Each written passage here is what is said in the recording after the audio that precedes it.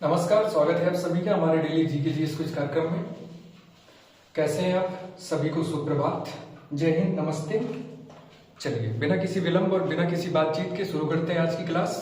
और आज की कक्षा में हमारा पहला क्वेश्चन है कि रैयतवाड़ी प्रणाली किसने विकसित की थी। आपके सामने चार ऑप्शन है, आपके सामने लिखा हुआ है Thomas Munro, Holt Mackenzie, Edmund Burke या फिर डलहौजी। ठीक है, तो रैयतवाड़ी प्रणाली किसने विकसित की थी, इसका विकास बताना कि किसके द्वारा लागू की गई।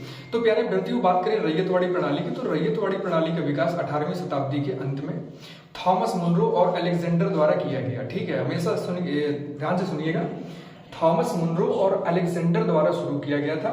लेकिन इसमें क्या है कि इसे 1820 में थॉमस मुनरो द्वारा पेश किया गया भारत में। ठीक है, तो देखिए थॉमस मुनरो आपका सही ऑप्शन होगा, थॉमस मुनरो द्वारा इसे 1820 में पेश किया गया। ठीक है, यह एक प्रकार की भू राजस्व प्रणाली व्यवस्था थी जिसमें सरकार जो है सीधे किसानों से कर एकत्रित करती थी।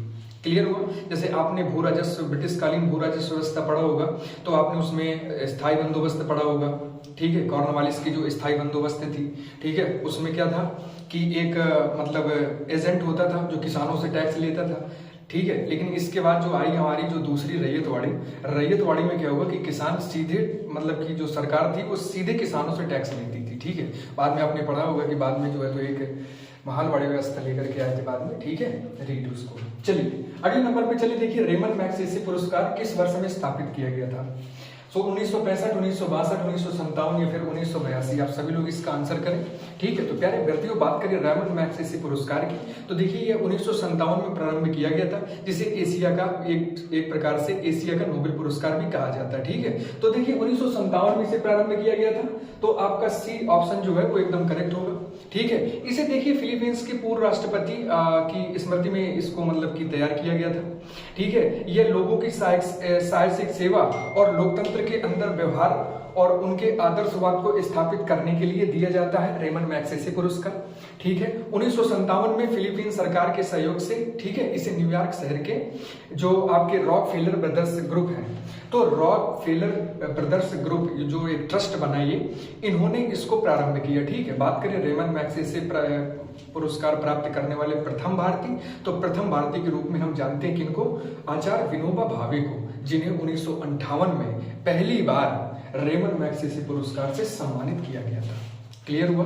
हमारे क्विज के आज का तीसरा क्वेश्चन है कि भारत किस देश के साथ स्थलीय सीमा साझा नहीं करता, श्रीलंका, अफगानिस्तान, चीन या फिर बांग्लादेश।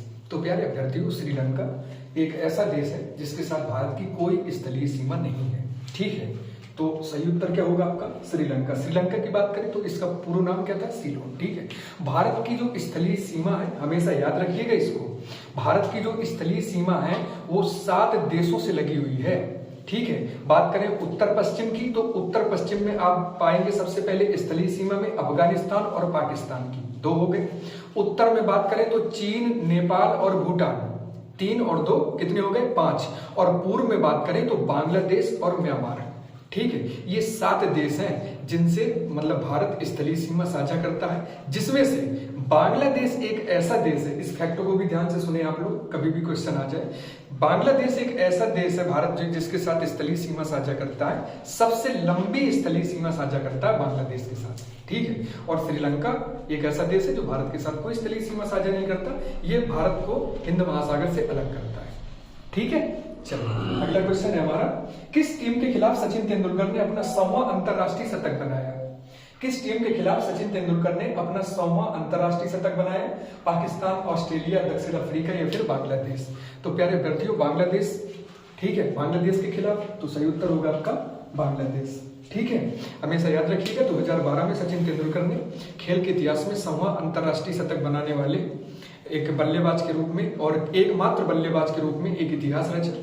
ठीक है, 2012 में एशिया कप के दौरान जब शेरे बंगला नेशनल स्टेडियम है, तो शेरे बंगला नेशनल स्टेडियम में बांग्लादेश के खिलाफ अपना 100वां अंतरराष्ट्रीय शतक पूरा किया। ठीक है, बाद में आपको पता ही होगा कि इनको भारत रत्न सम्मानित किया गया था, और ये एक ऐसे खिलाड़ी है सचिन तेंदुलकर जिनको केवल भारत रत्न दिया गया है। ठीक है, ऐसे खिलाड़ी हैं, साथ ही साथ मास्टर ब्लास्टर की उपाधि भी इन्हीं के पास है। क्लियर हुआ। तो सचिन तेंदुलकर के बारे में इतना। 2012 में उन्होंने क्या किया, बांग्लादेश के खिलाफ अपना 100वां शतक यानी अपनी 100वीं सेंचुरी पूरी की। आज के कुछ का अगला क्वेश्चन है कि यजुर्वेद में यजुर शब्द का क्या तात्पर्य है? जीवन, प्रगति, बलिदान या फिर सत्य। ठीक है, तो देखिए आपने पढ़ा वेद आपने पढ़े 4 प्रकार के, ठीक है। हाँ, तो उसमें से एक हुआ आपका कौन सा सबसे पुराना प्राचीन?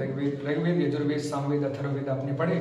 इसमें से जो यजुर्वेद है, यजुर में जो यजुर शब्द है इसका तात्पर्य है बलिदान। क्या तात्पर्य है? बलिदान। आपने पढ़ा होगा ऋग्वेद ऋचाओं से संबंधित है, मंत्रों, श्लोकों से संबंधित है, तो वहीं यजुर्वेद या यज्ञ, अनुष्ठान, पूजा, अनुष्ठान, युद्ध से संबंधित है, और युद्ध आपका बलिदान से संबंधित होता है।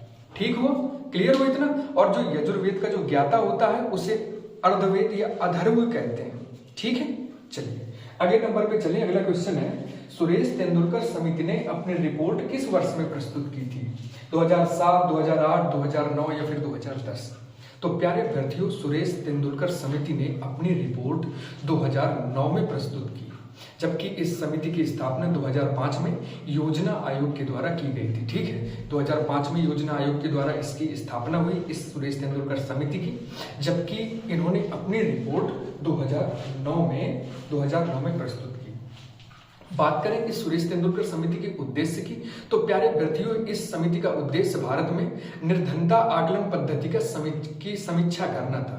जो निर्धनता आकलन जो पद्धति है इसका रिव्यू लेना, इसकी समीक्षा करना। ठीक है, वर्तमान में भी अगर भारत में निर्धनता का मापन होता है तो इसी समिति के सिफारिशों के आधार पर किया जाता है। क्लियर हुआ? अगले नंबर पे चले तो देखिए अगला क्वेश्चन है हमारा, किम्बरली सोने की खानी किस महाद्वीप में स्थित है? ठीक है, आपके जियोग्राफी का क्वेश्चन है कि किम्बरली सोने की खानी किस महाद्वीप में स्थित है? उत्तरी अमेरिका, ऑस्ट्रेलिया, दक्षिण अफ्रीका या फिर एशिया? ठीक है, तो किम्बरली सोने की खानी कहाँ स्थित है? किस महाद्वीप में स्थित है? तो सही उत्तर होगा आपका दक्षिण अफ्रीका।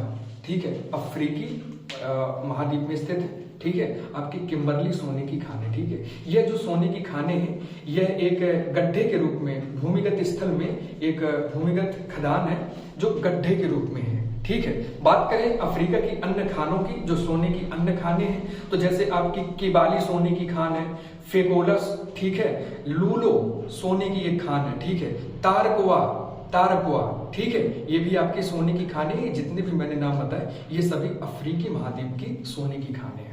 क्लियर हुआ? अगले नंबर पे चले तो why I am an atheist नामक आत्मकथा किसकी है? जो ऑटोबायोग्राफी है, why I am an atheist, रास बिहारी बोस, भगत सिंह, बिस्मिल या फिर अरविंदो घोष, इनमें से किसने why I am an atheist नामक आत्मकथा लिख के तैयार की? तो प्यारे विद्यार्थियों, भारतीय क्रांतिकारी भगत सिंह द्वारा वर्ष 1930 में लाहौर सेंट्रल जेल में इस ऑटोबायोग्राफी की रचना की गई थी। सही उत्तर होगा आपका बी ऑप्शन, भगत सिंह। ठीक है, 1930 में जब असेंबली बम कांड को लेकर के गिरफ्तार हुए थे आपके भगत सिंह, तो भगत सिंह ने लाहौर सेंट्रल जेल में बैठ करके इस व्हाई आई एम एथिस्ट नामक आत्मकथा की रचना की। क्लियर हुआ? ये एक भगत सिंह के द्वारा लिखा गया एक विशेष प्रकार का निबंध है। ठीक है, जिसमें उन्होंने इसका श्रेय अपने मित्रों के साथ साथ उन्होंने लिखा इसमें कि जो उनके मित्र हैं, मित्रों के द्वारा ही, ठीक है, मित्रों के द्वारा ही वह जो है तो जेल में पहुंचे हैं, और मित्रों के द्वारा ही शायद कहीं ना कहीं उन्हें क्या है, एक प्रसिद्धि मिली है। क्लियर हुआ? अगले नंबर पे चले तो आज का कुछ का ये हमारा नवा क्वेश्चन है जो कि करंट अफेयर पर है। हाल ही में डस्टलिक संयुक्त सैन्य अभ्यास किन दो देशों के बीच आयोजित किया गया? किन दो देशों के बीच आयोजित किया गया? ऑप्शन देखिएगा, भारत उज्बेकिस्तान, भारत रूस, भारत तजाकिस्तान या फिर उज्बेकिस्तान या फिर कजाकिस्तान। ठीक है, तो देखिए डस्टलिक संयुक्त सैन्य अभ्यास भारत और उज्बेकिस्तान के बीच 15 अप्रैल से इसका आयोजन किया जा रहा है, जो कि लगभग 28 अप्रैल तक चलेगा। 14 दिवसीय इस संयुक्त सैन्य अभ्यास का जो भारत और उज्बेकिस्तान के मध्य जो 14 दिवसीय जो संयुक्त सैन्य अभ्यास चल रहा है, ये दोनों देशों के बीच उनके सहयोग और उनके संबंधों की भावनाओं को बढ़ाएगा, साथ ही साथ रक्षा सहयोग को भी एक बढ़ावा मिलेगा। ठीक है, तो भारत और उज्बेकिस्तान। और आज के कुछ का लास्ट क्वेश्चन है, हाल ही में खबरों में रहा वी रेसनेट 50 क्या है? ठीक है, ये थोड़ा सा इंपॉर्टेंट है, इसे ध्यान से आप लोग नोट कर लीजिएगा। हाल ही में खबरों में रहा वीए रेसनेट 50 क्या है? एक एआई उपकरण, बांस के पौधे की एक नई प्रजाति, तपेदिक का टीका या फिर ब्लैक होल? प्यारे अभ्यर्थियों, मैं आपको इसका आंसर बता रहा हूं, तब तक आप लोग इसके भी स्क्रीनशॉट ले लें। VA ResNet 50। तो प्यारे अभ्यर्थियों, VA रेसनेट 50 एक घातक हृदय विकार का पता लगाने के लिए एक AI उपकरण है, ठीक है, जिसका प्रयोग अभी हाल ही में किया गया। इस AI उपकरण की बात करें, VA रेसनेट 50 नाम है इसका। तो AI जो उपकरण है VA रेसनेट 50 ने 2014 से लेकर 2022 तक के कम से कम 270 वयस्कों के ECG का सटीक विश्लेषण अपने 80% समय में किया है, ठीक है। यानी भविष्य में होने वाली हृदय से संबंधित विकारों का पता लगाने के लिए ये VA रेसनेट 50 जो AI उपकरण है, ये चिकित्सा के क्षेत्र में अपनी एक महत्वपूर्ण भूमिका स्थापित करेगा। क्लियर हुआ? तो प्यारे अभ्यर्थियों, ये था हमारे आज के पूरा प्रोग्राम। मिलते हैं आपसे कल इसी क्लास में, तब तक के लिए नमस्कार, धन्यवाद।